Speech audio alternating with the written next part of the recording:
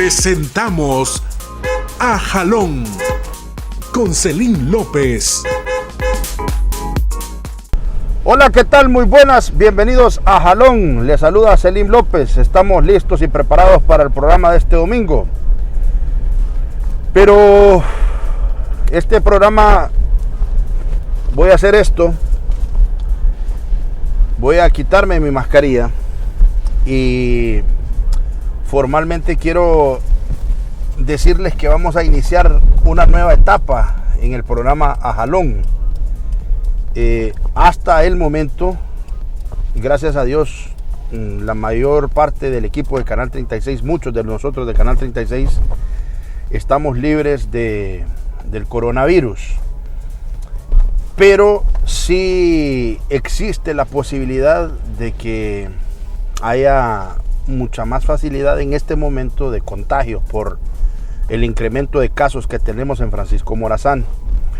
Por la naturaleza del programa, este es un ambiente cerrado con aire acondicionado, es muy factible que pues alguien que no sepa, que sea sintomático, traiga el virus y pues pueda contagiarme.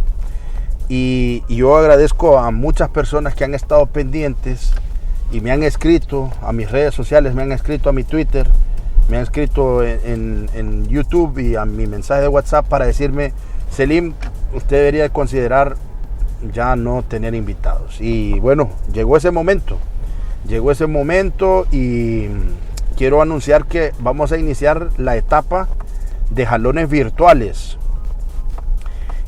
No me siento cómodo con la idea, no me gusta la idea, pero bueno, hay que hacerlo. El programa no se va a parar.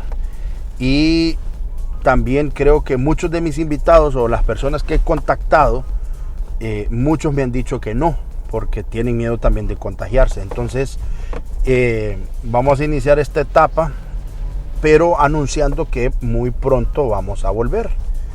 Muy pronto vamos a volver porque estamos diseñando ya un mecanismo para dentro del carro tener todas las normas de bioseguridad y no tener problema alguno.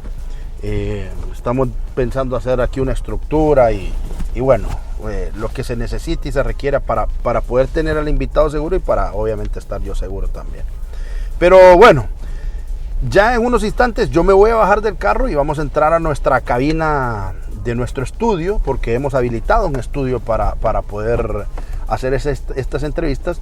¿Y quién voy a tener hoy? ¿Quién va a ser el primer jalón virtual? Es el señor Wilmer Vázquez de COIPRODEN, defensor de derechos humanos y de la niñez. Hoy voy a hablar con él justamente sobre eso, cómo están los niños en Honduras a raíz de la pandemia, y obviamente conoceremos un poco de su historia particular y vamos a también analizar la actualidad de nuestro país, porque esta pandemia definitivamente que ha dejado muchas dudas. Y hoy vamos a hablar en este jalón virtual, en el primer jalón virtual, con Wilmer Vázquez. Así que después de esta pausa, yo los espero para que me acompañen y puedan estar enterándose y conociendo la historia del señor Wilmer Vázquez.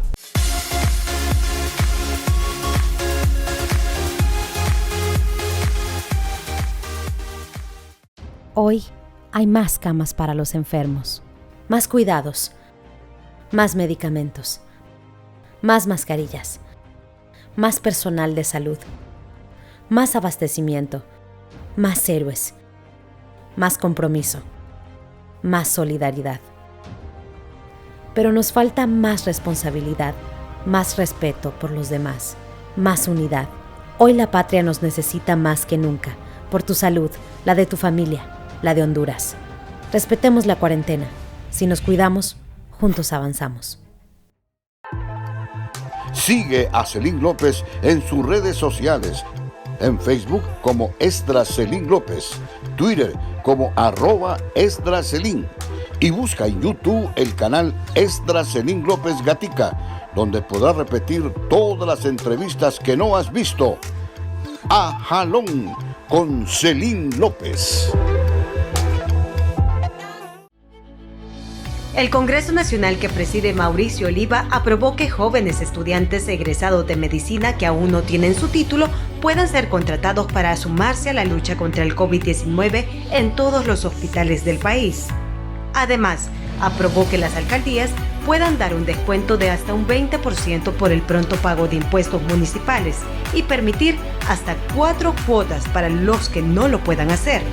Asimismo, para los campesinos que han perdido sus tierras por no pagar sus deudas con los bancos, que puedan recuperarlas con ayuda de financiamiento blando.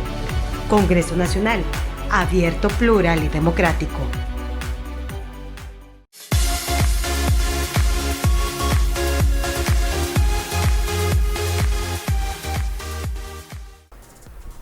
Bueno, y después de haber hecho la introducción en mi carro, porque definitivamente este es un momento nostálgico para mí, tener que ya iniciar esta era digital. Les presento el set que tenemos desarrollado para jalón, los jalones ahora con esta nueva modalidad, y si se fija tiene varios iconos correspondientes a carros, a mecánica, a cambios de caja, de aceite, y si usted se fija aquí estamos full de combustible, ¿verdad? Así que no nos vamos a quedar cortos de combustible ni vamos a tener que pedirle jalón a otro carro. Aquí el carro está siempre lleno de combustible. Usualmente en las transmisiones que nosotros realizamos siempre tengo una cámara externa. Esa modalidad no se va a perder. Quiero mostrarles la cámara externa que tenemos en este momento. Es la perspectiva desde el edificio Piedras de la Gloria en Colonia Tepeyac. Usted está viendo ahí pues la imagen de la capital de la República a esta hora, cuando vamos a iniciar ya nuestra entrevista con mi invitado, con Wilmer Vázquez, a quien ya tenemos en pantalla. Él es el director de COIPRODEN. Yo estoy muy complacido poder estar con usted, Wilmer. Quiero decir que iniciamos ya la era de jalones digitales, jalones virtuales, y qué bueno que lo puedo inaugurar con usted. ¿Cómo está? Hola Celín, qué gusto poder compartir contigo pues en esta nueva era digital de Jalón, el primer programa que se está desarrollando en este momento en el marco de la pandemia del COVID-19. Así que muy agradecido de poder compartir con usted y con el pueblo hondureño a través de este gustado programa que usted ha llamado muy interesantemente el Jalón. Así que sí, creo que es una nueva modalidad que marca la diferencia a nivel nacional, y sobre todo creo que es una modalidad de programas que llaman mucho la atención de la juventud, y no solo de la juventud, yo diría que de la población en general. Se vuelve interesante este tipo de estrategias de contacto de esta naturaleza, y sobre todo creo que este es un programa relajado, ameno, en el cual nosotros podemos compartir diferentes temáticas que son del interés de la sociedad hondureña. Muy agradecido, Celín, por esta invitación. Bueno, Wilmer, yo quiero decir que lo estuve taloneando a este señor. Yo creo que ustedes lo sepan, lo estuve taloneando y le estoy diciendo, por favor, hagámoslo de manera física. Y me dijo, Celín, yo estoy aislado, no me quiero contagiar. Y no lo juzgo, lo entiendo, porque bueno, mire, ¿a dónde estamos? Ahora estamos en un jalón virtual, porque si bien es cierto, ni usted ni yo estamos contagiados, hay que dejarlo claro, el riesgo es mayor por la cantidad de casos de COVID-19 que hoy estamos teniendo en nuestro país, y que es una realidad, Wilmer. Claro, es que bueno, yo creo que el distanciamiento social en este momento es la mejor alternativa para podernos proteger y para poder prevenir de este contagio, de esta pandemia. Y sin duda alguna, quienes estamos en contacto permanente también a través de estos espacios de comunicación, también tenemos que dar el ejemplo para que la sociedad hondureña tome conciencia de lo importante que es tomar decisiones responsables y serias si queremos en este momento reducir el número de contagios en el país. Y por esa razón es que he tomado la decisión de no tener que dar entrevistas de manera personal, sino más bien que sea a través de estos medios virtuales, a los cuales también nos estamos adaptando. Creo que esta es una nueva era, como usted lo dice, Estamos en la era donde tenemos que poner en práctica ya, hacer uso de la tecnología, de todas estas herramientas tecnológicas que nos van a permitir mantenernos en contacto con la sociedad. Y también, Celine, debo de felicitarle, me parece una extraordinaria plataforma esta que usted también está poniendo a disposición el día de hoy. Creo que es muy innovadora y esto deberá de llamar la atención también de otros medios de comunicación, supongo, para poder facilitar este tipo de herramientas y de transmisiones que se sienten a pesar de la distancia. A la vez yo siento que estamos frente a frente, que mantenemos esta relación directa y que es la misma forma en la que Celine y Wilmer Vázquez están teniendo este contacto con la gente que nos está viendo a través de este prestigioso canal. Solo decir que la plataforma que estamos utilizando pues permite a nuestros invitados solo con un enlace tener esta comunicación, es muy práctico, no tienen que bajar ninguna aplicación, se genera todo de manera automática y eso es parte de la tecnología que ponemos al servicio del pueblo hondureño y al servicio de los invitados. Porque, mire, aquí vamos a sustituir la comodidad del asiento de mi carro, el aire acondicionado, con facilitarle. O sea, yo los voy a entrevistar a la gente y solo tiene que cliquear un enlace y ya automáticamente pues estamos viendo que estamos juntos en este jalón. Wilmer, tengo que arrancar como con todos mis invitados. La primera pregunta que siempre, ya vamos a ajustar 2 años en jalón, hago yo a mis invitados es: ¿dónde tiene el ombligo enterrado Wilmer Vázquez? Bueno, Celine, Wilmer Vázquez nació el 30 de octubre de 1970 en el municipio del Porvenir, Francisco Morazán. Orgullosamente soy porvenireño. Ahí realicé pues todos mis estudios, desde la educación primaria y secundaria hasta que me tocó ya a la edad de 16 años, en 1987, tener que viajar a la capital de la República para poder estudiar en la Escuela Normal Mixta. Pero soy originario del Porvenir, Francisco Morazán. Muy bien. ¿Cuántos hermanos son, Wilmer? Nosotros somos 8 hermanos. Yo soy el sexto de mis hermanos. Somos 7 varones y una mujer. La mayor de mis hermanos, Sandra Elizabeth Vázquez, pues ella falleció a los 26 años, así que quedamos 7 hermanos varones, y de los 7, pues también falleció mi hermano menor a la edad de 19 años. Así que yo fui el menor de mi familia hasta los 12 años, cuando nació Julio César, que fue quien falleció, y ahora sigo siendo el menor dentro de mis hermanos, pero sí todos varones. ¿Su mamá y su papá viven? Sí, gracias a Dios. Mi padre tiene 86 años, que los cumplió el 8 de julio, y mi madre tiene 76 años también, que los cumplió el 22 de mayo. Perfecto. ¿Cómo fue su niñez? ¿Usted fue un niño hurgandío? ¿Le gustaba andar haciendo travesuras? ¿O fue aplicadito? ¿Estuvo bien en las clases? Cuéntenme, ¿cómo fue su niñez? Bueno, yo creo que yo tuve una niñez muy bonita en el municipio, rodeado de mi familia, de mis abuelos, de mi abuela paterna, de mi abuela materna, con mis bisabuelos. Logré disfrutar a mis bisabuelos, realmente he disfrutado a toda mi familia.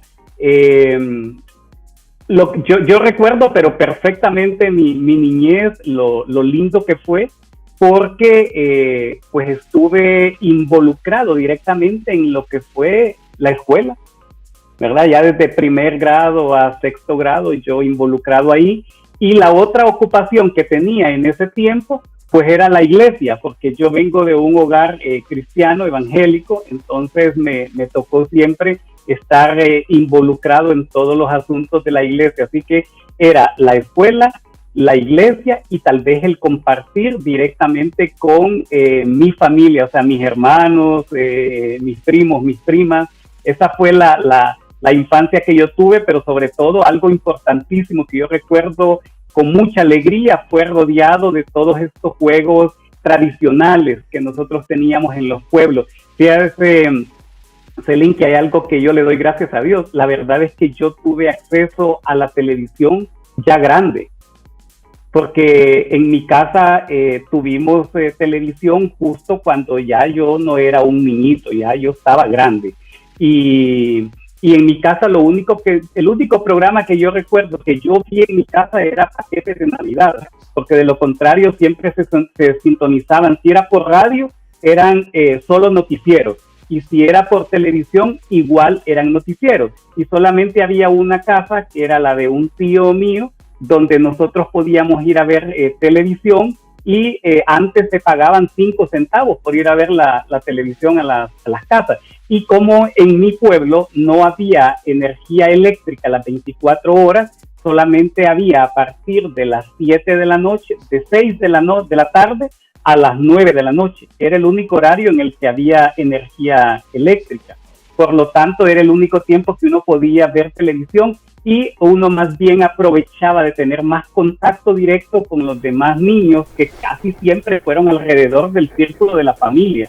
Eso sí recuerdo perfectamente, siempre fue alrededor del círculo de mi familia que tuvimos ese contacto. Y lamentablemente, pues, esas costumbres que formaron a Wilmer, lamentablemente los niños de ahora no lo tienen. Esa libertad de poder jugar en la calle sabiendo de que no le va a pasar nada, lamentablemente no lo tiene. Ya vamos a entrar formalmente al tema de los derechos de los niños, las niñas, los jóvenes, porque estos programas, Wilmer, a lo largo de la pandemia, nosotros hemos estado haciendo un análisis específico de temas, de las diferentes aristas que salen del tema del COVID-19. Lo hemos analizado desde la perspectiva de la salud, desde la perspectiva psiquiátrica, lo hemos visto desde el tema religioso, lo hemos visto desde varios puntos de vista, pero creo que, bueno, el domingo pasado estuve con Blanquis Aguirre, que ella es la comisionada de CONAPREV, para analizarlo cómo están los privados de libertad, ¿verdad? Porque ellos también se ven afectados, pero con usted lo vamos a ver desde la perspectiva de la niñez en Honduras, porque hoy son y siguen siendo muy vulnerables. Pero el niño Wilmer Vázquez crece, sale de la escuela y va a la universidad a estudiar ¿qué? Bueno, déjeme decirle, Celín, que yo salgo de mi tercer ciclo común en el Porvenir, y luego vengo a la normal mixta a estudiar magisterio. La intención de mis padres era que yo sacara una carrera técnica. Sin embargo, yo había visto que mis hermanos mayores todos habían estudiado magisterio, y creí que también yo debía de ser maestro, aunque siempre desde niño yo siempre decía, bueno, quiero ser maestro, después me gustaría graduarme de médico, y otra cosa que le va a parecer curioso, yo siempre decía, yo quiero ser pastor, o sea, yo quiero predicar. Eso es lo que yo pensé que iba a hacer. Pero bueno, a uno yo creo que todo tiene un propósito, y Dios es quien va marcando los caminos. Solo un paréntesis. Iba a decir algo. Fíjese que sí, solo un paréntesis. Fíjese que, bueno, es que usted menciona que la niñez, ¿verdad? Bueno, su niñez estuvo muy ligada a la iglesia. Pues igual nosotros en nuestra familia, pero nosotros teníamos una broma con Ariel, mi hermano, porque cuando íbamos a la iglesia, él iba a la iglesia, a la escuela dominical, ¿verdad? De los niños. Sí, claro. Entonces después, así se llamaba, sí. Sí, cuando ya terminaba el culto, nos juntábamos mis papás, Ariel y yo, y le decía a mi papá, Ariel, ¿cómo te fue? No, bien. ¿Y qué te enseñaron? No, a ir a la iglesia, decía Ariel chiquitillo, ¿verdad? Pero cuando ya llegábamos a la casa, mi papá se ponía a jugar con Ariel y le decía, bueno, con ustedes ahora el pastor Ariel López. Y entonces usted imagínese a mi hermano, que es un vasito de leche, parado en una mesa y predicando de la palabra de Dios. Más o menos así le pasaba a usted. Pues fíjese que sí, no es broma. Es que eso era como que algo que a mí me gustaba mucho. Es más, yo tengo un recuerdo muy interesante. Una vez siempre participaba en los dramas de la iglesia, porque además de las clases de la escuela dominical que teníamos los domingos, por ejemplo, en los periodos de vacaciones eran las escuelas vacacionales, se llamaba, y todos los días teníamos clases y uno participaba en diferentes cosas para todos los cultos que se realizaban. Hacíamos dramas y nos preparábamos con canto. Y no se me olvida una vez que pasé a cantar, y bien pequeño, con una de mis primas, Marta Flores, y entonces yo dije, bueno, ahora nosotros vamos a cantar un corito y que esto sea para la honra y la gloria de Dios. Y aunque cantamos como ranas, pero cantamos para el Señor. No se me olvida nunca porque todo el mundo se empezó a reír porque yo dije que cantábamos como las ranas, o sea que no sabíamos cantar, pero estábamos cantando para el Señor. Es súper interesante. Sí, y sí, bien. siempre me gustó esto de predicar, o sea, hay cosas que creo que las mantengo. De hecho, algo que le doy gracias a Dios, Celín, es que mis valores y mis principios creo que están fundamentados precisamente en esa formación que yo tuve cristiana. Por supuesto, el tiempo a uno lo hace cambiar. Yo estuve dentro de la iglesia hasta mis 30 años, cuando viví la partida de mi hermano menor de 19 años, es algo que nunca logré superar. Y a partir de ahí entré en ese momento en un resentimiento con Dios y me retiré de la iglesia a los 30 años. Luego entendí qué es lo que había pasado, pero ahora me volví una persona mucho más analítica, mucho más crítica en función de cómo, valga la redundancia, cómo funciona el sistema y qué es lo que la religión ha hecho.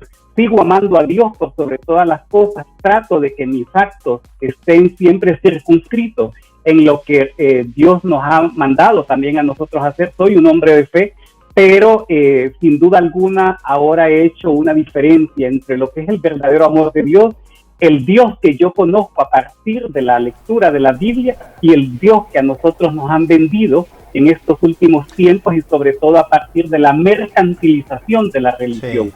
Entonces, esas cosas como que van cambiando. Siempre he dicho yo que la religión es individual, la fe es individual, sí. Mi relación es mía con Dios, mi salvación.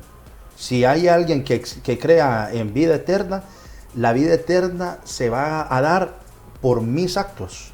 O sea, no es porque otra persona se ponga a orar por mí, no, yo individualmente voy a rendir cuentas ante un tribunal divino. Pero yo le quería decir una cosa, o sea, esa perspectiva religiosa es interesante, ¿verdad? La fe es interesante, pero no nos exime, porque creamos en Dios, de tener que lidiar con este mundo. Y en este mundo hay muerte, y en este mundo hay violaciones, y en este mundo hay corrupción. O sea, el que usted sea cristiano, el que usted sea católico, el que tenga una fe inquebrantable, no lo va a eximir, por ejemplo, de que hoy por hoy usted pueda contagiarse de coronavirus. No es un escudo de inmunidad, no es una capa de invisibilidad. O sea, seguimos viviendo en un mundo donde también existe el bien y existe el mal. Y el diablo anda ahí suelto. Cuénteme qué pasó con su hermano, y si no es un tema difícil, quisiera saber con todo respeto qué le pasó a su hermano. Ya, bueno, sí es un tema difícil para mí, pero bueno, Julito tenía 19 años, también era alguien que nació y creció dentro de la iglesia. Algo que se me olvidó decir es que donde yo nací, la clínica donde yo nací, era una clínica precisamente que estaba dentro de la iglesia bautista, donde yo había asistido desde pequeño. Entonces, esa clínica era a la par de mi casa. O sea, ahí nací y ahí asistí siempre a la iglesia. Y bueno, ya Julio César, pues que era mi hermano menor, como yo había sido el menor de mi casa hasta los 12 años, cuando Julio César nace, pues me convertí en mamá y papá de Julio César. Es como, yo creo que me obsesioné con él por ser mi hermano y era al que yo cuidaba y al que yo amaba y que estaba cercano siempre a mí. Entonces Julito fue creciendo y de hecho de mis hermanos quien más se mantuvo dentro de la iglesia permanentemente hasta los 30 años fui yo, y fui quien logré también que Julio César lo estuviera. Julio César se enfermó de leucemia a los 19 años. Nos dimos cuenta que tenía leucemia en el mes de agosto y murió un 23 de julio. O sea que Julito ahorita mismo va a cumplir 19 años de haber muerto y iba a cumplir 19 años el 9 de agosto. Fue una situación bastante difícil porque no duró aproximadamente los 2 meses a partir de la fecha en que se le detectó la leucemia. Siempre fue un joven sano, excelencia académica, escribía, le gustaba escribir, componía canciones, empezaba ya a cantar, digamos, tuvo su primer concierto, era líder de la iglesia, tocaba los instrumentos musicales Realmente fue un joven bastante entregado a las cosas de Dios, y yo siempre estuve como bastante pendiente de todo lo que pasaba alrededor de Julito. Y en esos 2 meses, a partir de la fecha en que se le diagnostica, pues fue cuando él muere. Y justo muere en el momento en que nosotros menos lo esperábamos. Solo una pregunta, no, él sí no cantaba como rana, ¿va? Él cantaba bien. Bueno, él estaba haciendo el esfuerzo. Yo no sé qué tan bien cantaba Julito, pero él estaba metido al rollo que él quería ser cantante. Sí. Entonces, él hizo el esfuerzo. Y yo creo que siempre fue de muchos retos. Él era atleta también. Por eso es que nunca logramos identificar ningún signo de que él estuviera enfermo, porque sí le dolían las piernas, pero era porque subía y bajaba esa cuesta del Chile, porque nosotros, mi familia vive en Cerro Grande, y Julito hacía eso todos los días, corriendo hasta el lado del puente del Chile, iba hasta allá y luego retornaba a Cerro Grande y jugaba fútbol, y era alguien que estaba permanentemente en ejercicio. Pero bueno, entonces cuando Julito muere, pues lógicamente yo me derrumbé, es algo que no logré, no entendía, no aceptaba.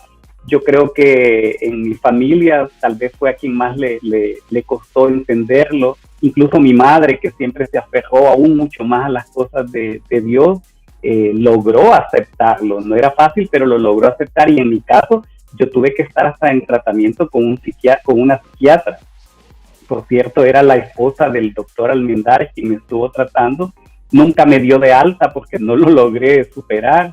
Y bueno, así se dio, y entonces ese tiempo fue cuando entré en ese resentimiento con Dios y me retiré de la iglesia. No entendía por qué pasaba eso. Y después, cuando intenté volver a la iglesia, Celín, fue cuando se dio el golpe de estado. Y justo estaba empezando a ir a la iglesia, y cuando yo empecé a escuchar las prédicas, y en ese momento ya yo estaba yendo a Vida Abundante, porque yo vivía en 3 Caminos. Y cuando yo empecé a escuchar al pastor Evelio Reyes, y escuchaba sus prédicas alrededor de eso, me di cuenta que era una hipocresía, era una farsa realmente. Le voy a contar y algo. No es porque yo iba, dígame, y no es porque yo iba, porque la palabra dice que maldito el hombre que confía en el hombre, claro. No es tanto porque iba por él, no, pero me pareció que era un mensaje y era una hipocresía que se estaba dando ahí alrededor de lo que estaba pasando en el país, y por eso mejor decidí retirarme. Y también he entendido por lo que usted decía anteriormente. Yo creo que Dios vive en cada uno de nosotros, y somos nosotros quienes podemos reflejar en nuestro rostro, en nuestras acciones, con nuestras actitudes, con nuestros actos, que de verdad Dios vive en cada uno de nosotros. Yo asisto a Vida Abundante y me pasó justamente lo mismo que a usted. Le voy a contar, yo desde muy niño fui entregado a las manos de Dios. Mis papás me presentaron de meses a Cristo con un acto de fe. Usted lo conoce, pues. Sí, se presentan los niños, ¿verdad? Y se les unta aceite, se les unge, perdón, con aceite. Sí. Y después empezamos a ir a Vida Abundante. Justamente Ariel, cuando era pastor chiquito, iba a Vida Abundante. Y bueno, mi adolescencia en el grupo de jóvenes de Vida Abundante, y justamente también cuando ya uno va teniendo ese crecimiento, ese análisis, cuando se ya va dando cuenta un montón de cosas de cómo funciona el sistema, yo también tuve un choque en cuanto a eso. Sí. Literalmente yo me sentí muy mal por esa forma demasiado parcial hacia lo que había ocurrido. Si tenemos que decirlo claro, Vida Abundante estuvo a favor del golpe de Estado y estuvo respaldando el gobierno de Roberto Micheletti. Y a mí también me chocó. Yo me retiré de la iglesia también. Ahora, yo particularmente sí me reconcilié con mi iglesia, le cuento. Qué bueno. Porque al final, pues, no voy a Vida Abundante por escuchar a Evelio Reyes, no voy a Vida Abundante por escuchar a todo el grupo de pastores, sino porque creo yo que Dios me va a enviar un mensaje a través de ellos. Y puedo decir que ese resentimiento al final yo lo transformé. Fui incluso, y ya me gradué de un programa que ellos tienen que se llama el Colegio de la Fe, no para meterlo a uno en una camisa de fuerza, sino que para justamente entender mejor el tema de Dios y saberlo perfectamente. Yo sí me reconcilié con la iglesia, pero entiendo su postura porque en algún momento la sentí y también me chocó eso. Sí. Sí, no, totalmente de acuerdo, y a mí como le digo, lo que traté fue de que eso no me afectara en lo absoluto y más bien que entendiera precisamente que yo no iba por los hombres, pero también entendí que no necesariamente es dentro del templo donde yo puedo mantener una comunión con Dios y que puedo llevar ese mensaje, como decía anteriormente. Es como lo que está pasando en este momento. Creo que la parcialización de la cúpula de la iglesia evangélica con el oficialismo y con lo que está pasando en el actual contexto, deja mucho que desear. Entonces es como bastante complicado para una persona, digamos como yo, que puedo estar pendiente de qué es lo que está ocurriendo en el día a día en nuestro país, pensar que puedo estar dentro de la iglesia escuchando a pastores con el mensaje que tienen, donde aprovechan el púlpito y la fe de las personas que van a la iglesia para transmitir también un mensaje. Y eso más cuando hay estos intereses que son parcializados, porque a la larga uno ve también el compromiso político partidario que tienen, más allá que todos dicen ser apolíticos, al final también tienen un vínculo con estas estructuras, y no solo estructuras que hoy nos gobiernan y con las cuales nosotros podemos estarnos conformes, sino estructuras criminales, corruptas, narcotraficantes, que muchas veces están siendo justificadas, acompañadas, validadas, respaldadas por esta estructura de la iglesia. Y ahí es donde yo creo que hay una contradicción enorme, y más bien quienes conocemos de la palabra de Dios, creo que somos los llamados, claro, con nuestras acciones, con nuestro mensaje, con la coherencia o la consecuencia entre lo que dice la palabra y lo que nosotros hacemos, como podemos de verdad llevar el verdadero mensaje de la palabra. Bueno, estoy hablando con Wilmer Vázquez de Coiproden y este es nuestro primer jalón virtual. No porque esté enfermo yo ni él, pero porque hemos decidido tomar esa responsabilidad sobre nuestra salud. Quiero mostrarles nuestra cámara externa, así se mira la ciudad capital en este momento desde el edificio Piedras de la Gloria, donde estamos realizando este jalón virtual con el señor Wilmer Vázquez. Bueno, Wilmer, ya creo que hemos a grandes rasgos hablado sobre cómo ha sido su vida, pero ya quiero entrar a la parte profesional. Usted es un defensor de los derechos humanos, de la niñez, de la juventud, y es el director de Coiproden, y aquí tengo, como dicen popularmente, el chepe. Coiproden es la coordinadora de instituciones privadas pro las niñas, niños, adolescentes, jóvenes y sus derechos. Es una organización no gubernamental de carácter social, sin fines de lucro. Surgió en el año 1989 con una personería jurídica 252-97 y conformada por organizaciones que trabajan para el bienestar de la niñez, adolescencia y la juventud. ¿Cómo llega a Coiproden usted, Wilmer?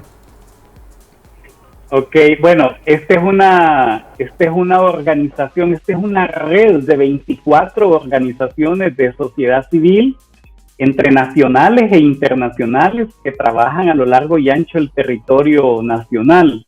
Tiene exactamente, en el 2019 cumplimos 30 años de presencia en el país, y ahora en el mes de junio cumplimos 31 años, ¿verdad? A partir de 1989. Surgimos como un espacio de incidencia política en políticas públicas y un espacio que da seguimiento permanentemente a los compromisos que asume el Estado de Honduras a nivel nacional e internacional. Compromisos en el marco de la Convención de los Derechos del Niño, de los protocolos facultativos de la Convención, pero también del seguimiento a las recomendaciones reiterativas que hace el Comité Internacional de Derechos del Niño al Estado de Honduras, el Consejo de Derechos Humanos en el marco de los exámenes periódicos universal de derechos humanos y las recomendaciones u observaciones que hace la Comisión Interamericana de Derechos Humanos. Yo me gradué en 1989, me gradué en la normal mixta. En 1990 yo comencé a trabajar en una organización que se llama Alternativas y Oportunidades. Fue mi primera oportunidad que tuve para trabajar como educador, y empecé trabajando en los mercados de Tegucigalpa y Comayagüela. en las calles y avenidas aledañas a los mercados, trabajando con niñez trabajadora, pero también con niñez en situación de calle. En esta organización estuve 9 años, primero como educador, luego llegué a ser coordinador de programas, luego llegué a ser asistente de la dirección, y hubo un año en que la directora de esta organización estaba intermitente en el país por una especialización que estaba sacando, entonces me tocó estar al frente de la organización por un año también completo. Después de 9 años de experiencia, donde además de ser educador, aprendí a ser administrador, a ser, tener responsabilidades, por ejemplo, que asumía en aquel momento la secretaria, porque antes habían más secretarias en las organizaciones, pero asumía responsabilidades secretariales, aprendí a inyectar, aprendí a sacar sangre para los exámenes de laboratorio, me involucré en muchas cosas de la organización que creo que eso me fue formando, porque es que cuando yo llegué a Alternativas, yo llegué por accidente, llegué porque era la primera oportunidad de trabajo, pero no es porque necesariamente era lo que yo había soñado. Nada más que cuando yo entro a la organización me enfrento con una realidad de lo que vive la niñez y la adolescencia en condiciones de pobreza y de pobreza extrema. Es como que yo me fui enamorando de aquello que yo estaba haciendo, porque yo ya traía una formación no solamente cristiana, por el rol que tenía también mi madre dentro de la iglesia, sino también tenía una formación política, porque mi padre también era dirigente político en mi pueblo, y además de ser dirigente en aquel momento del Partido Liberal, también él asumía el cargo de juez de paz en el municipio. Entonces creo que toda esa formación que yo ya traía, llamémosla si usted quiere, ideológica, política, social, hizo que cuando yo estaba trabajando en Alternativas, yo viera que había una coincidencia y me enamoré de aquello. Y a pesar de que en esos 9 años yo tuve muchas oportunidades para entrar en otros trabajos, nunca quise renunciar a ellos. Y después de eso, paso un año al Fondo Hondureño de Inversión Social. En ese momento estaba don Moisés Starman y me ofreció que coordinara la unidad de seguridad social, en donde yo iba a manejar fondos del BID y del Banco Mundial, y a la vez mantener relaciones con las organizaciones no gubernamentales que trabajaban con niñez. Así que estuve apoyando proyectos para poder sacar a los enfermos mentales de las calles, y en el marco de un convenio poderlos atender de manera directa en el Hospital Mario Mendoza y en el Santa Rosita. Y también teníamos convenios de cooperación con ONG que estaban atendiendo a niñez que estaba en situación de calle, para que estos niños se pudiesen traer a las organizaciones y pudiese darse un proceso de formación vocacional. Y eso permitía rescatar a estos niños de la calle a través de estos procesos y darles la oportunidad a través de Capital Semilla para que ellos pudieran salir adelante. También me tocó en esa parte poder rescatar los adultos mayores que estaban viviendo en las calles y haciendo convenios de cooperación con algunos asilos acá en la ciudad, para que ellos nos recibieran a los adultos mayores que estaban viviendo en las calles en estos asilos. Entonces fue un proceso interesante. Y después de ese año que hubo un cambio de gobierno, fue mi única vez que trabajé con el gobierno, luego fui llamado le voy a contar Celín. Y es que en ese momento yo me quedo... Igual me llamo Esdras Celín, ¿verdad? Pero me gusta más que... Sí, no, claro, pero para identificarlo no con Esdras hijo ni Esdras Celín, sino como Celín. Sí. También viví otra experiencia, y es que yo me quedo sin empleo después del CID. Y sabe usted que yo soy una de las personas que también hice el intento para irme hacia Estados Unidos. Yo también salí de mi país como un migrante, porque no tenía oportunidad de empleo, no habían oportunidades. Nada más que en ese momento yo llegué hasta México, porque el coyote nunca llegó por mí. Entonces yo no pude salir de México, y ahí ya me dio temor, y entonces mejor me retorné a Tegucigalpa. Cuando retorno a Tegucigalpa, me llaman nuevamente me llaman de Coiproden, y fue cuando yo comencé mi labor en Coiproden a partir del año 2002, sin temor a equivocarme. Fue cuando comencé ya en Coiproden y fui llamado como director. En ese momento yo recibí la organización con un presupuesto de 300,000 empiras, que a la larga no eran ni nuestros, tenía que devolverlos, pero con 300,000 empiras y en una oficina pequeña, así como del tamaño de una cocina, que funcionaba en la colonia Mayangle, en las oficinas de Save the Children. Así recibo yo COIPRODEN. Con ese presupuesto, nada más con una persona que estaba haciendo el rol de secretaria, y yo que comenzaba en ese tiempo, no se llamaba director ejecutivo, sino coordinador nacional. Y bueno, ahí comienza mi trabajo con COIPRODEN, ya 19 años trabajando acá. Ha sido un proceso lento, pero creo que hemos ido en un constante crecimiento y sobre todo posicionándonos, convirtiéndonos en un referente nacional e internacional en materia de derechos de niñez y juventud. No trabajamos directamente con los niños, eso lo hacen las organizaciones que forman parte de COIPRODEN. Nuestro trabajo es político, es con tomadores de decisión, con las estructuras de los estados, de seguimiento a la institucionalidad, y también ante los mecanismos internacionales. Entonces, solo para conocer, 19 años después, usted lo recibió con 300,001 personas, y hoy, ¿cómo ha crecido COIPRODEN estadísticamente? Bueno, interesante. Hemos tenido altos y bajos, Celín. Lamentablemente, pues las organizaciones somos organizaciones sin fines de lucro. No tenemos recursos como para decir que nosotros vamos a tener aquella estabilidad financiera. Dependemos de los recursos de la cooperación internacional a través de proyectos, y así vamos nosotros conformando todo un equipo de trabajo. Nosotros hemos llegado a ser hasta 27 personas laborando dentro de la red, no solo aquí en la oficina central, sino también personal que hemos tenido contratados en otros departamentos del país, donde estamos dando seguimiento a diferentes temáticas. Pero debo decirle algo, se lo voy a confesar, la pandemia también es una situación difícil para nosotros, porque hoy también nos está tocando.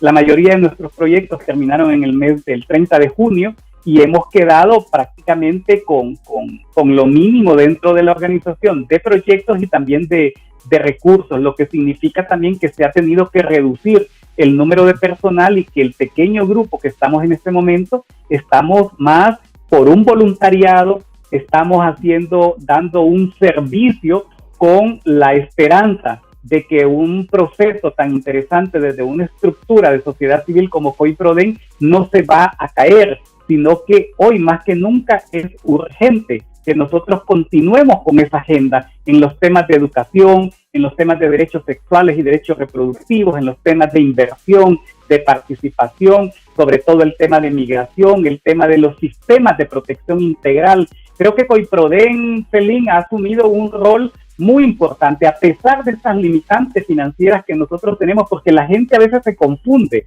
El otro día, lamentablemente, nosotros hemos asumido una posición, Celín, en relación al Código Penal. Usted sabe que es probable que discrepemos en relación a la posición sobre el Código Penal, y yo respeto perfectamente su posición en relación al Código. Desde nuestra experiencia y por las relaciones políticas y estratégicas que tenemos con expertos en el tema, hemos logrado concluir que este es un Código Penal que no responde a la actual situación que vive el país. Es un Código Penal que está hecho a la talla y medida de un grupo de personas que han secuestrado el Estado de Honduras. Eso es una realidad. Y lo otro es que también estamos convencidos que este Código Penal fue aprobado con una serie de irregularidades en el Congreso Nacional. Pero lo que quería comentarle es que por esta situación, pues ha habido una persona a quien yo quiero mucho, admiro mucho, respeto mucho, o dos personas, pero dedicaron 40 minutos en su medio de comunicación para denigrarme completamente, para decir que yo estoy frente a la organización, porque lo que me interesa es estar viajando, porque a través de eso entonces yo estoy sacando recursos. ¿Solo para saber quién fue? No, yo creo que no viene al... No, creo claro, que no viene pero solo para aclarar, ¿fuimos el grupo de presentadores o no? No. No, pero no son de ustedes. Sí, fue alguien. No es de su canal. Sí. Es que yo escuché es otro que medio. En otro medio, ok. No, es otro medio, otro medio. Lo que les quiero decir es que dijeron que... Le volaron candela, yo me estoy enriqueciendo, pues. Entonces yo solo dije, Señor, tú conoces mi corazón y conoces el de ellos. Así que la justicia no viene de mí. Pero lo que quiero decir es, no tenemos recursos, Esdras. Perdón, Celín, no tenemos recursos. Tenemos limitaciones enormes. ¿Esas personas conocen cómo trabaja COIPRODEN? conocen cómo trabaja COIPRODEN y no solo eso, ha sido uno de los medios, junto a su director, que en reiteradas ocasiones siempre han dicho, respetamos y admiramos a Wilmer Vázquez, porque marca la diferencia entre los demás dirigentes de organizaciones de sociedad civil. Nos parece que Wilmer Vázquez es una persona recta, honesta, comprometida. Además, no solo eso, Celín, yo he sido consecuente en lo que digo y lo que hago. Por ejemplo, yo soy una persona que usted me va a ver a mí permanentemente en las calles. Yo voy a las calles. Yo no solamente soy el discurso, yo acompaño al pueblo con los diferentes movimientos sociales, con las luchas que considero que son justas, que son causas justas, en las cuales yo debo de asumir un rol, no solo porque represente a una institución, sino porque yo tengo también un compromiso ciudadano. Yo tengo derechos que me da la Constitución de la República y por eso yo estoy siempre del lado del pueblo hondureño y no necesariamente porque yo estoy pensando que debo de acompañar a los pobres. No es porque quiero acompañar a los pobres y que se me entienda bien. Lo que quiero decir es que yo creo que podemos nosotros ser un país, una Honduras con un verdadero Estado de Derecho, donde se garanticen, donde se respeten los derechos fundamentales de la sociedad. Mire que... Pero lo que le quería concluir es que no tenemos recursos. No es cierto. Lo que pasa es que lo que otros gastan en una cerveza, que lo gastan, digamos, en la calle, yo no tengo ningún vicio. A mí no me va a ver ni en restaurantes, no me va a ver en la calle. Yo soy una persona que lo poco que he ganado lo he invertido para poder tener las condiciones mínimas que me permitan a mí vivir con dignidad. Pero mi carro yo lo debo, mi casa yo la debo. Pero estas personas dijeron que yo soy prácticamente un vividor y un mentiroso, y quienes se han contradicho o contradecido son ellos, porque antes decían Wilmer es aquí y hoy Wilmer es un mentiroso porque yo digo. Y no va a proceder contra ellos. No va a proceder legalmente contra ellos. No tiene sentido, porque son personas que yo quiero mucho. Son personas mucho. A mí eso no me afecta. A mí lo que me da es tristeza, pues que piensen que esta organización de la cual yo formo parte es una estructura de la cual usted se puede enriquecer. No. Mire, Celín, yo he tenido propuestas para ser secretario de Estado, para ser subsecretario de Estado, para ser jefe de unidades en instituciones de gobierno. Yo he tenido propuestas hasta para que me puedan financiar mi salario y que yo me dedique directamente a una candidatura. Me han ofrecido de las primeras 3 posiciones en partidos políticos.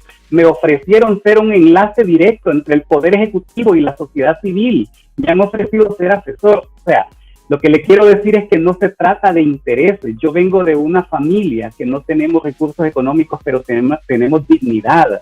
Entonces, donde yo estoy hoy es porque creo que COIPRODEN es una instancia de sociedad civil que vigila al Estado, que denuncia permanentemente las violaciones a los derechos humanos, pero que también es una instancia que hace propuestas concretas y que a través de instancias como esta podemos cambiar la realidad del país. Yo solamente quiero algo, Celín.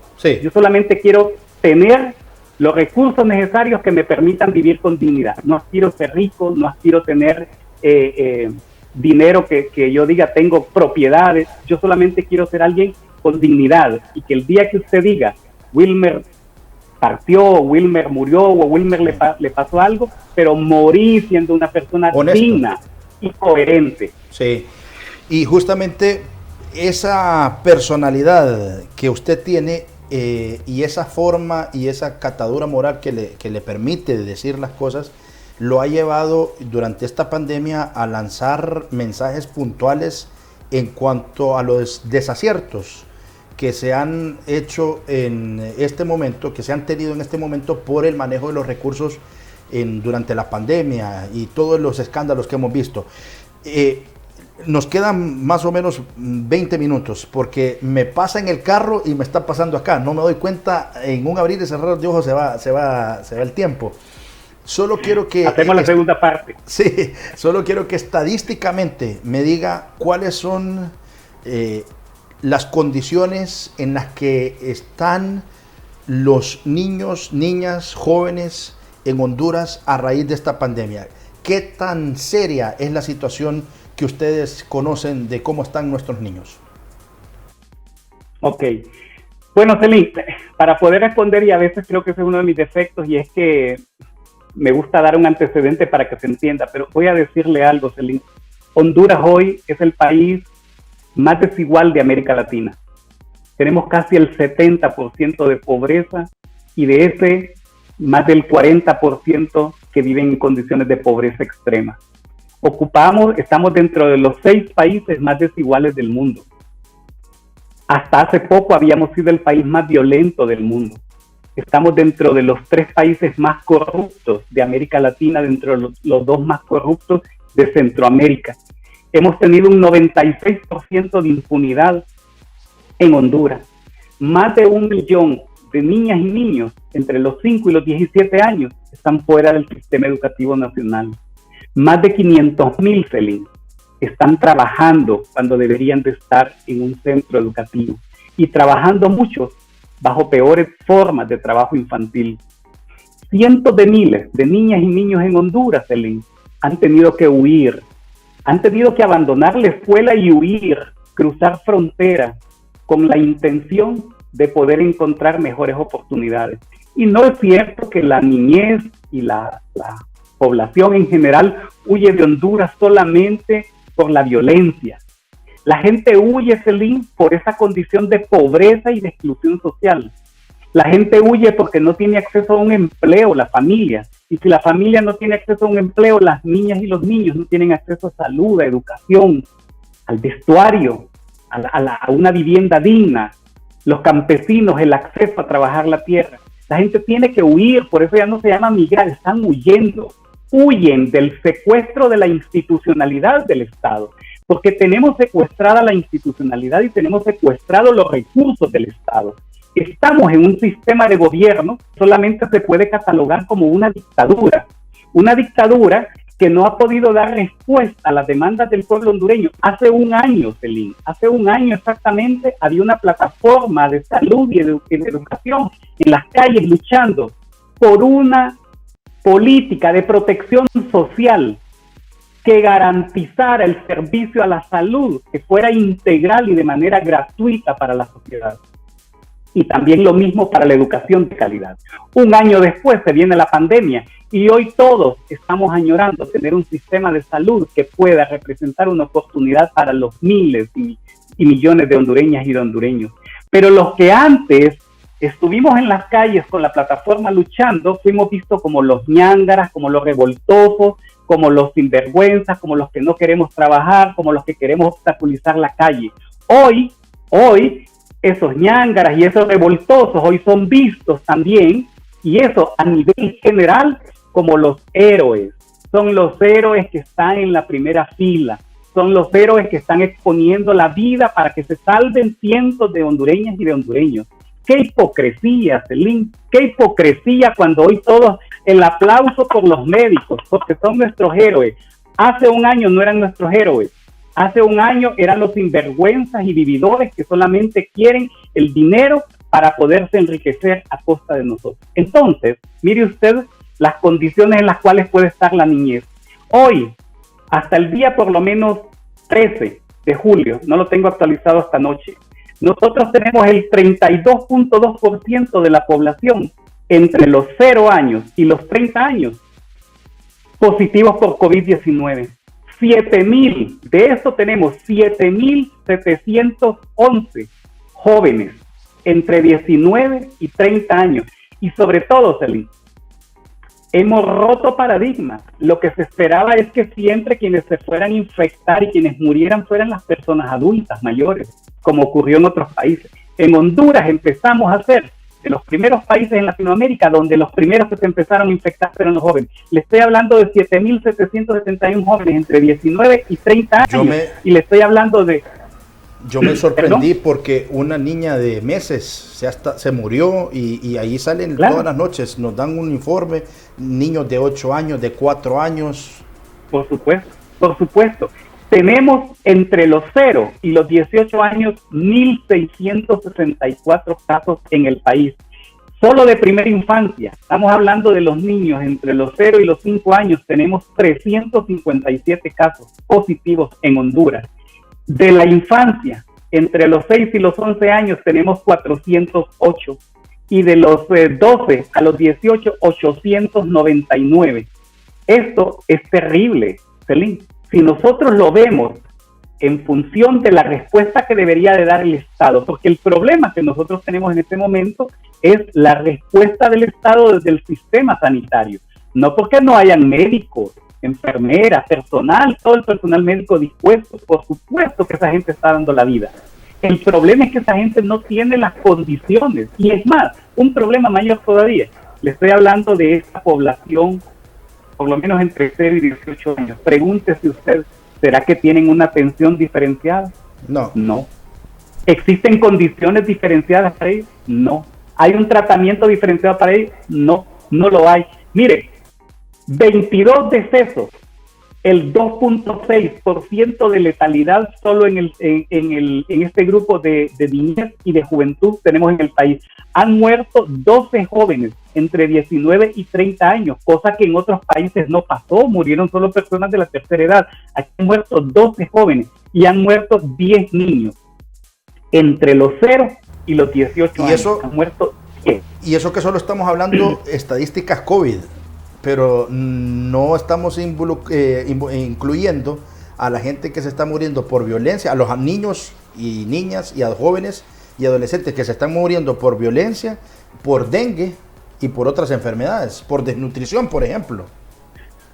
Ese es otro de los temas que nosotros hemos tratado de dar seguimiento en este momento, no solamente a los casos del COVID, sino también al dengue, porque el número de personas que están contagiadas con dengue en Honduras es enorme. La cantidad de niñas y niños con dengue también es enorme. Incluso podríamos nosotros pensar que está muriendo más la gente por dengue que ni siquiera por el mismo COVID.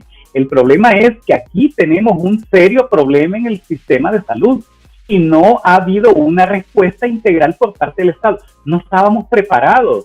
Lamentablemente el gobierno de Juan Orlando Hernández y después del golpe de Estado militar en Honduras se han preparado para garantizar la mayor cantidad de los recursos para defensa y seguridad. Mire, Celín, ¿sabe que es tan triste aquí en este país? Que hay más gases lacrimógenas en los batallones que oxígeno en los hospitales. Si lo que necesitáramos ahorita para salvar las vidas fueran las bombas lacrimógenas, no tendríamos ningún problema, porque la cantidad de recursos que se han invertido en comprar bombas lacrimógenas es enorme, pero no se ha invertido en comprar.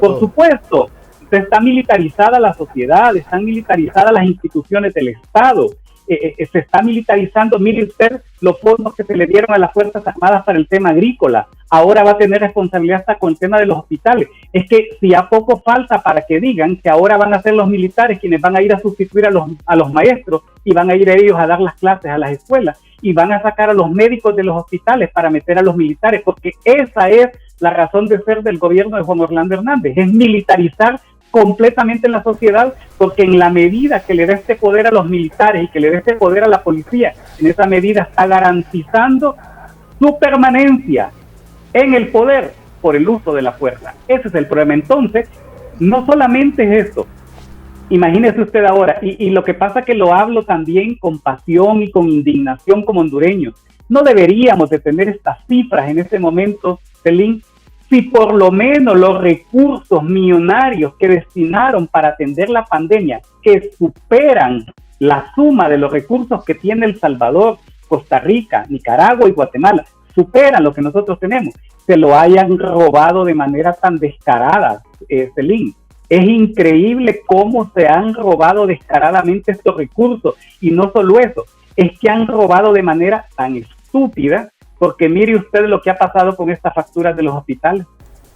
Hasta para robar. Es que mire, hasta para robar lo han hecho de una forma tan descarada que pretenden, y ya lo sabíamos, antes de que se publicaran estas facturas, ya lo sabíamos, ya teníamos conocimiento que lo de las facturas no salían precisamente porque la factura que ellos tienen original aquí no coincide con la factura original que tienen quienes vendieron los hospitales, y que lógicamente es la factura que llega en este momento una vez que desembarcan los hospitales. Mire, al presentarla no coincide. Y el pueblo hondureño considera que esto es un show, considera que esto es un espectáculo que está bien montado, porque ocurre algo en todos los temas. cuando se trata de deducir responsabilidad por abusos a los niños, nunca hay sentencias ejemplarizantes. Cuando se trata de corregir, por ejemplo, temas de corrupción, tenemos la percepción de que todo está de compadre hablado. Por ejemplo, las condiciones en las que está privado de libertad Mario Zelaya, a quien quieren poner como que es el máximo actor intelectual del robo en el Seguro Social, está en una cárcel VIP, donde por conocimiento de causa yo he visto que llevan comida y que tiene un trato muy diferente al resto de la población carcelaria que está en otros recintos. Y eso es lo que está ocurriendo en este momento. Muchas personas dicen, es que no va a pasar nada, es que nadie va a hacer nada, es que no le van a hacer nada. Y a mí me sorprende que lo más grave para mí es que se están asoleando esos contenedores en Puerto Cortés y todavía tienen un suéter encima. El clima en el puerto es súper húmedo, súper caliente. Las cosas que están adentro se están achicharrando y no los ponen, y ya están aquí en los hospitales, y no los ponen al servicio del pueblo hondureño porque hay un macaneo. O sea, está todavía, además de todo ese macaneo de robo y todo eso, las cosas paradas y no están al servicio del pueblo hondureño. Entonces eso significa, Celín, que el problema ya no solo es la corrupción en la compra de hospitales, en la compra de mascarillas, en la compra de todos los equipos de bioseguridad, en la compra de todo lo necesario para poder atender esta pandemia, sino que ahora se les debería de deducir responsabilidad por cada hondureña y hondureño que esté falleciendo en el país.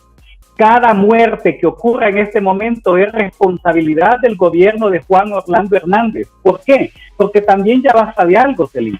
Todos estamos solamente hablando de Marco Bográn.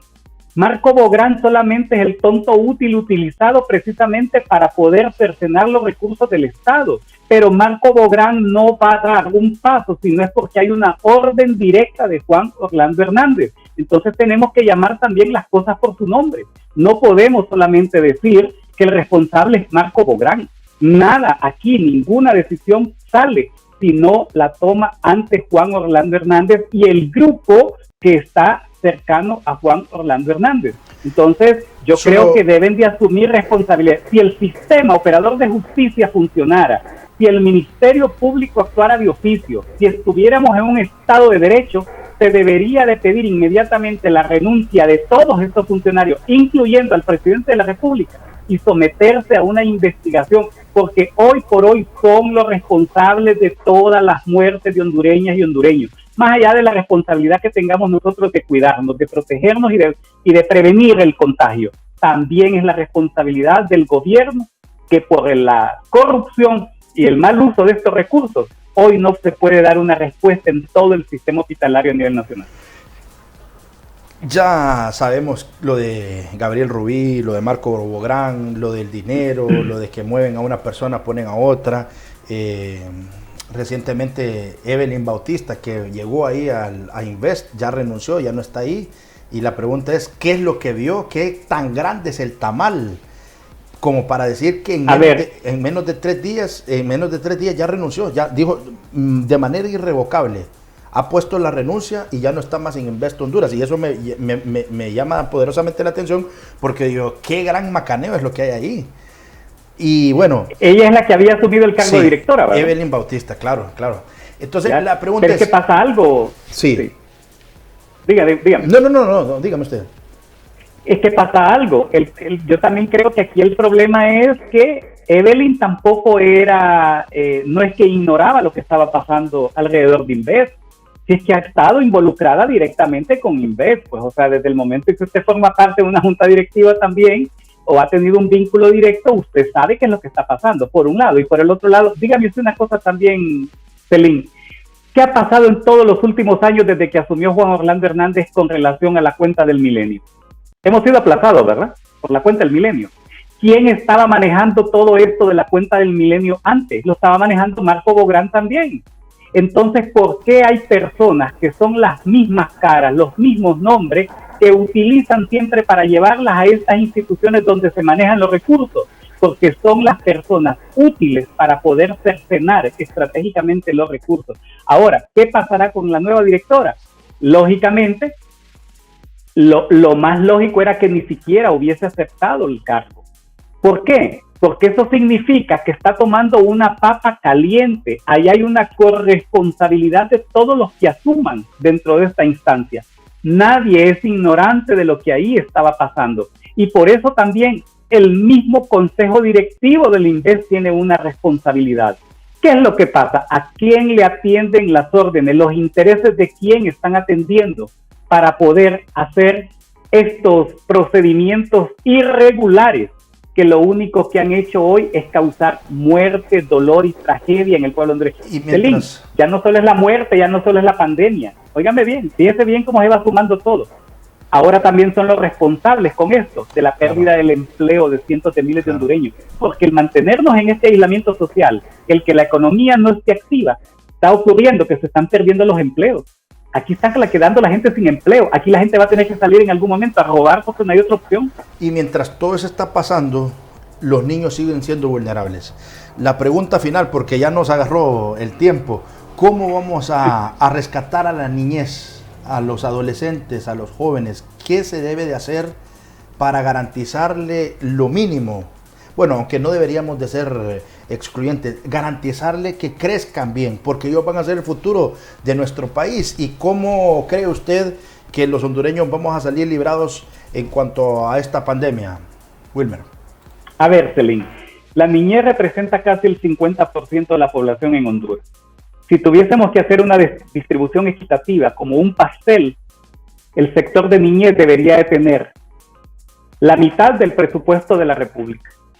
No debería de estar mendigando la institucionalidad rectora, la DINAF o las mismas ONG que trabajamos con niñez. No deberíamos de estar viendo de dónde sacamos los recursos. El Estado debería de garantizar los recursos para poder atender a la niñez. Nosotros como Redco y Proden hemos estado permanentemente acompañando al sistema de garantías de derechos. Hemos estado exigiendo que este sistema, este Sigadena, más conocido como Sigadena en el país, funcione, pero que no solamente sea el nombre, que no solo sea un decreto ejecutivo, que no solo sea a través de documentos, sino que cada institución del Estado, cada servidor público que está al frente de estas instituciones del Estado tienen una responsabilidad y deben de garantizar que los recursos que tienen sus instituciones estén destinados precisamente para esa protección integral cuando existe vulneración de derechos en el país. Hemos hecho suficientes propuestas en materia de salud, en materia de educación, en materia de protección, en materia de inversión, en materia de prevención, para que las instituciones del Estado lo asuman. El problema que tenemos nosotros como sociedad civil es que las decisiones no son nuestras. Las decisiones le corresponden a quienes están dentro de las instituciones del Estado.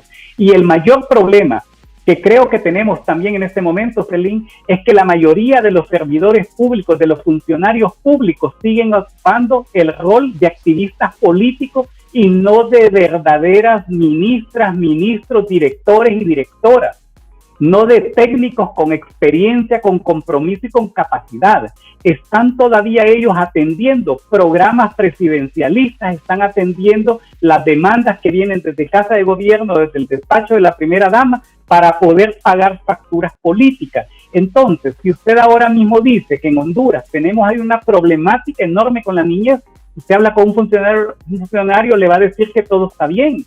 Le van a hablar del país de Alicia, el país de las maravillas. No, la niñez toda está siendo atendida. La niñez está siendo atendida, la niñez que está en situación de calle ya la recogimos, todos los niños están protegidos, los niños tienen esto, los niños tienen lo otro. No es cierto, Celín, sí. No es cierto. Y hoy más bien sí se ocupan para decir, no, es que allá están las mamás y los papás con los niños pidiendo en la calle y ese es un acto de irresponsabilidad. Pues mire, yo soy defensor de los derechos del niño y yo ya no lo veo como un acto de irresponsabilidad. Yo lo veo como un acto de desesperación. Supervivencia. Un acto de supervivencia, donde la gente tiene que salir con sus niños a pedir. Y claro que sé que se exponen los niños, pero dígame usted, si usted ve a una madre que está sola en una calle pidiendo, y la ve con un rótulo, usted creo que no le da. Pero cuando usted ve a esa madre con dos niños, con tres niños, usted viene... yo sí le doy. Pero estoy haciéndolo en sentido figurativo. Sí. O sea, la gente no le da. ¿Por qué cree usted que los políticos utilizan la figura de los niños? Para llamar la atención y demostrarle a la gente que son tiernos, que son maternales, Wilmer, que ellos son solidarios. ¿qué No. podemos...? La niñez hay que protegerla, Celín, invirtiendo directamente para que las políticas de Estado se puedan implementar. Solamente con el compromiso de los funcionarios públicos, con un trabajo coordinado interinstitucional, la sociedad civil, gobiernos municipales, instituciones del Estado, cooperación internacional, los grupos de base comunitaria, trabajando todos en su conjunto, poder garantizar mejores condiciones. Pero eso pasa por, no solo, la gente hablamos de voluntad política, pasa por obligatoriedad política, están obligados a hacerlo, a responder a lo que por ley le corresponde al pueblo hondureño. ¿Qué podemos seguir esperando de usted de cara al futuro, Wilmer? De mi persona. Sí, claro. Yo seguiré siendo un defensor, Celín, yo seguiré haciendo lo que corresponde, seguiré pensando y seguiré proponiendo que es importante la organización de la sociedad en general. Tenemos que llamarnos a la autoorganización, tenemos que encontrarnos a partir de las coincidencias que tenemos que hacer a un lado las diferencias, que esas diferencias no nos impidan el poder juntarnos para tomar decisiones en el marco de los derechos constitucionales. Creo que hoy más que nunca estamos llamados a esa organización nacional y sobre todo a una verdadera movilización. Es nuestra responsabilidad rescatar el Estado de Derecho, rescatar la institucionalidad pública, porque en la medida que rescatemos la institucionalidad, el Estado y los recursos, entonces podemos hacer un nuevo pacto social que nos permita la transformación de esta sociedad. Pero eso pasa porque salgamos del espacio de confort en el cual nos encontramos como sociedad, que dejemos de estar utilizando solamente las redes sociales para poder decir y criticar a todos y decir qué es lo que se debe de hacer, y en la práctica nosotros no hacemos nada. Sí. Necesitamos encontrarnos, necesitamos respetarnos en nuestras diferencias, tenemos que aprender a ser tolerantes, tenemos que aprender a empezar a escucharnos unos con otros para que de verdad construyamos una verdadera propuesta de ciudadanía que nos permita ser protagonistas de esta historia donde hoy el contexto nos obliga a que tenemos que hacerlo. Una pregunta rápida, ¿le gusta cocinar? Fíjese que no me gusta, pero creo que puedo mi poco y de hecho lo hago, y cuando cocino, creo que quienes comen lo que yo cocino, pues les gusta, y sobre todo me gusta inventar, pero no es... ¿Cuál es su platillo favorito? O sea, el que le queda mejor. No, mire, yo soy de frijolitos, de cuajada, de requesón, me encanta el requesón, huevito, yo soy bien típico, soy tradicional, no soy tanto de las carnes, entonces, sí. Si hay carne, pues qué bueno, pero si no hay, a mí no hay ningún problema. Me encantan también las ensaladas, eso a mí me fascinan las ensaladas, y a primera hora siempre las frutas, eso para mí es importante. Qué bueno. Mire, yo le digo, espero que esta sea la primera vez que platicamos, pero que no sea la última. Qué interesante que con usted he inaugurado estos jalones virtuales. Espero que se haya sentido muy cómodo y que pues la entrevista haya estado a la altura y que ha estado como usted lo esperaba, Wilmer. Bueno, Celín, yo estoy agradecido por la invitación. Cuente conmigo. Yo creo que podemos hacer una segunda y una tercera parte. Hay diferentes temas que podríamos abordar, que es importante, sobre todo porque el acceso a la información es un derecho y quienes tienen acceso a la información tienen poder.